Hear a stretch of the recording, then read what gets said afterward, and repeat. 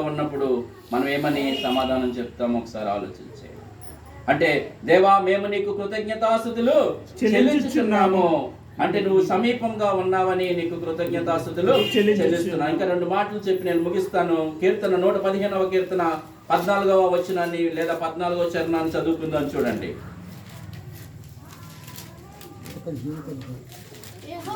యెహోవా మిమ్మును మీ పిల్లలను వృద్ధి పొందించును. భూమి ఆకాశములను సృజించిన యెహోవా చేత మీరు ఆశీర్వదింపబడుదురు. హల్లెలూయా, హల్లెలూయా.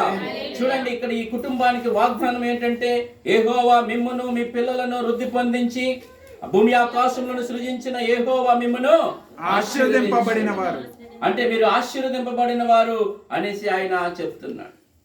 అంటే మనము ఏం చేస్తే ఎన్ని జరిగాయి అంటే, యెహోవా మిమ్మును మీ పిల్లల్ని అభివృద్ధి పొందించును, లేదా భూమి ఆకాశములను సృజించిన యెహోవా మిమ్మల్ని ఆశీర్వదించును అనేసి చెప్తా ఉన్నాడు.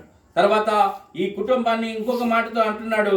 చూడండి, ఆదికాండం 28వ అధ్యాయము 20వ వచనాన్ని కూడా చదువుకుందాం. ఆదికాండం 28వ అధ్యాయము 20వ వచనాన్ని చదువుకుందాం. ఈ మాట చెప్పి నేను ప్రార్థనలోకి వెళ్దాం.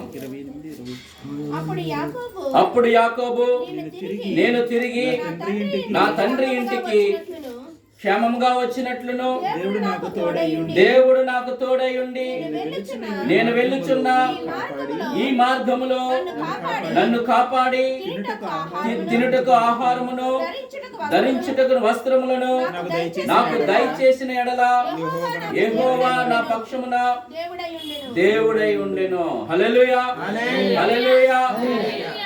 యాకోబు ఎక్కడి నుంచి వెళ్తున్నాడంటే, వాళ్ళు మా తండ్రి నేను తిరిగి నా తండ్రి ఇంటికి చేరువారు.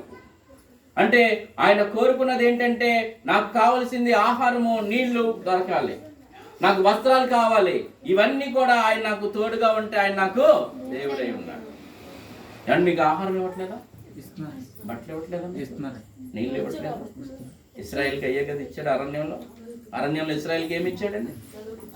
ఆహారాన్ని ఇచ్చాడు, బండను చీల్చి నీళ్లు ఇచ్చాడు.